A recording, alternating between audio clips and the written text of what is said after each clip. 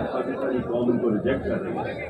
ہمیں تو ہمارے ساتھ میرا تو فائدہ کروا دیا, مجھے تو اللہ نے کبھی دی نہیں جو اس کے بعد میں لیا, لیکن ملک کو کدھر پہنچا دیا.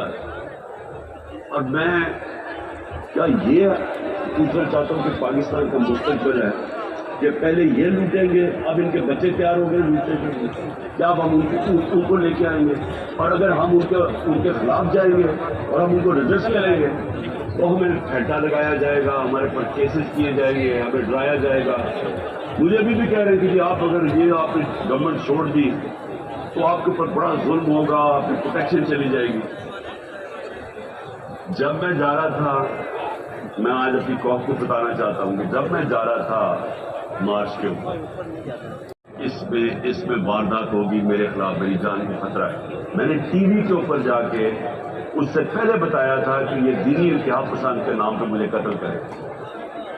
ہر روز جب میں مارچ پہ جاتا تھا اور میں بشرا بیگم کو خدا حافظ کہتا تھا, میں تو ان کو سلام کرتا ہوں کہ ان کو پتہ ہوتے ہوئے کہ میری جان خطرے میں تھی, اس کے باوجود وہ مجھے کہتی تھی کہ نہیں جاؤ, یہ جہاد ہے, یہ اللہ کے لیے آپ کام کر رہے ہیں.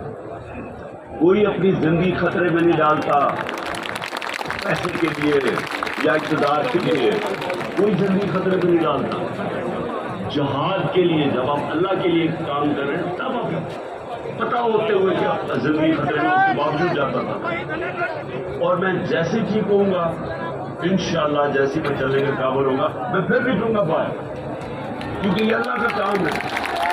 اپنی قوم کو حقیقی طور پہ آزاد کرنا یہ اللہ کا حکم ہے. ہمیں ظلم اور ناانصافی کے ساتھ سامنے کھڑا ہونا یہ اوپر والے کا حکم ہے.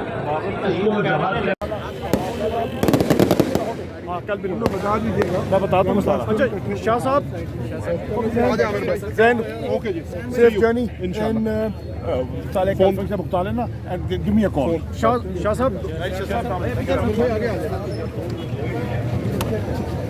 ایک سوال تو لے لے. شاہ صاحب صرف شاہ صاحب ایک سوال.